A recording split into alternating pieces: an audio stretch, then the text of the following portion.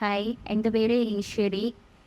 എനിക്ക് കുറേ വർഷങ്ങളായിട്ട് ഭയങ്കര തലവേദനയും അതുപോലെ തന്നെ ബ്രീത്തിങ് ഡിഫിക്കൽറ്റി ഉണ്ടായിരുന്നു. ബ്രീത്തിങ് ഡിഫിക്കൽറ്റി കാരണം രാത്രിയിൽ എനിക്ക് ഉറങ്ങാനായിട്ട് ശ്വാസം കിട്ടില്ലായിരുന്നു. അപ്പം ഉറക്കം കറക്റ്റ് കിട്ടത്തില്ല. ഉറക്കം രാത്രിയിൽ ഉറക്കത്തിൽ നിന്ന് എഴുന്നേൽക്കും. അതുപോലെ രാത്രിയിൽ ഉറക്കം കിട്ടാത്തത് കൊണ്ട് പകല് ഭയങ്കര ക്ഷീണമൊക്കെ ആയിരുന്നു. പകല് ഭയങ്കര ക്ഷീണവും ഉറക്കം തമ്മിരിക്കലും ഒക്കെ ആയിരുന്നു. അതുപോലെ തന്നെ ഷോൾഡർ പെയിൻ, ഭയങ്കരമായിട്ട് ഷോൾഡർ പെയിൻ ഉണ്ടായിരുന്നു. ഷോൾഡർ പെയിൻ, കൈക്കൊക്കെ ഭയങ്കര പെയിൻ വരുമായിരുന്നു. തലവേദന എന്ന് പറഞ്ഞെങ്കിൽ ഭയങ്കര തലവേദന, ഈ ഒരു സൈഡ് ഫുള്ള് കണ്ണിലേക്കൊക്കെ വേദന, അങ്ങനെ ഒരു ഭയങ്കര വേദനയാണ്.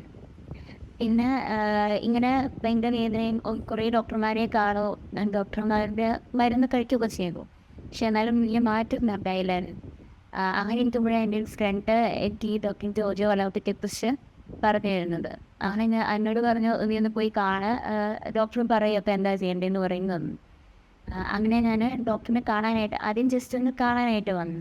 അപ്പോൾ വന്നു കഴിഞ്ഞപ്പോൾ ഡോക്ടർ ചെക്കപ്പ് ഒക്കെ ചെയ്തു. നോക്കി എന്നോട് CT സ്കാൻ ചെയ്യാനാമി പറഞ്ഞു. അത് ചെയ്ത് കഴിഞ്ഞപ്പോഴാണ് അപ്പർ ജോ നോർമൽ മെഷർമെൻ്റ് ഇല്ലാതെ ചുരുങ്ങിയിരിക്കുന്നതായിട്ട് കാണുന്നത്. അപ്പോൾ ഡോക്ടർ എന്നോട് MSc ചെയ്യാൻ പറഞ്ഞു, മാക്സിലറി സ്കെൽറ്റൽ എക്സ്പാൻഡ് ചെയ്യാനായിട്ട് പറഞ്ഞു. അപ്പോൾ അങ്ങനെ വീട്ടിൽ എല്ലാവരും കൂടി സമ്മതിച്ച് ഇങ്ങനെ എന്ത് ചെയ്യാമെന്ന് ചെയ്ത് ഒരു 2-3 മാസമായപ്പോൾ തന്നെ എൻ്റെ ബ്രീത്തിങ് ഇഷ്യൂസിലൊക്കെ നല്ല മാറ്റം വന്നു. രാത്രിയിലോ ഉറക്കമൊക്കെ കിട്ടി തുടങ്ങി. അങ്ങനെ എൻ്റെ പകലുള്ള ക്ഷീണമൊക്കെ മാറ്റം വന്നു. എന്നിട്ട് തലവേദന, അതും എനിക്ക് മെയിൻ പ്രശ്നമായിരുന്നു. ആ തലവേദനയിൽ നല്ല മാറ്റം വന്നിട്ടുണ്ടായിരുന്നു. പിന്നെ ഷോൾഡർ പെയിൻ, അതിൽ നല്ല മാറ്റം വന്നു. അങ്ങനെ മോസ്റ്റ്ലി ഉണ്ടായിരുന്ന എല്ലാ സിംറ്റംസും നല്ല മാറ്റം വന്നിരുന്നു ഒരു 2-3 മാസത്തിനുള്ളിൽ തന്നെ. ഇപ്പം കുറച്ച് മാസം കൂടിയായ എൻ്റെ എല്ലാ സിംറ്റംസിലും നല്ലൊരു വ്യത്യാസമുണ്ട്. ഇപ്പോൾ പഴയതുപോലെ എനിക്കിന്ന് തലവേദനയോ ബ്രീത്തിങ് ഇഷ്യൂസ്, പെയിൻ അതൊക്കെ ഉണ്ടാവാതെ ഒത്തിരി മാറ്റമുണ്ട്. എൻ്റെ സിംറ്റംസ് എല്ലാം ചേഞ്ച് ആയതിനു ശേഷം ഡോക്ടർ എന്നോട് ഒന്നുകൂടി CT സ്കാൻ എടുക്കാനായിട്ട് നിർദ്ദേശിച്ചു. ഞാൻ വീണ്ടും CT സ്കാൻ ചെയ്തപ്പം അതിൽ എൻ്റെ അപ്പർ ജിയുടെ മെഷർമെൻറ്റ് കൂടിയതായിട്ട് കണ്ടു. അങ്ങനെ എൻ്റെ സെക്കൻഡ് സ്റ്റേജ് ട്രീറ്റ്മെൻറ്റ് സ്റ്റാർട്ട് ചെയ്തു. Second stage treatment braces treatment ആണ് ചെയ്തത്. അതിപ്പോൾ ചെയ്തുകൊണ്ടിരിക്കുകയാണ്. ഇനിയൊരു 2-3 മാസത്തിനുള്ളിൽ അത് കഴിയും. അങ്ങനെ എൻ്റെ എല്ലാ സിംറ്റംസും, തലവേദന, അതുപോലെ ബ്രീത്തിങ് ഇഷ്യൂസ്, രാത്രിയിൽ ഉറക്കമില്ലായ്മ, പകൽ ക്ഷീണം, ഇതെല്ലാം ഒത്തിരി മാറ്റം വന്നതല്ല, നന്നായിട്ട് എൻ്റെ ലൈഫ് ക്വാളിറ്റി വർദ്ധിപ്പിക്കുകയും ചെയ്തു. അങ്ങനെ ഇതുപോലെ ഇഷ്യൂസുള്ള ഒത്തിരി ആളുകൾ ഉണ്ട്. എനിക്ക് ഈ ഒരു ഇഷ്യൂസ് മാറാൻ കാരണം ഞാൻ ഡോക്ടർ ജോജോ വളവത്തിൻ്റെ അടുത്ത് വന്നതുകൊണ്ടാണ്. അതുകൊണ്ട് തന്നെ എനിക്ക് ഡോക്ടറിനോട് വളരെയധികം കടപ്പാടുണ്ട്, വളരെയധികം നന്ദിയുണ്ട്.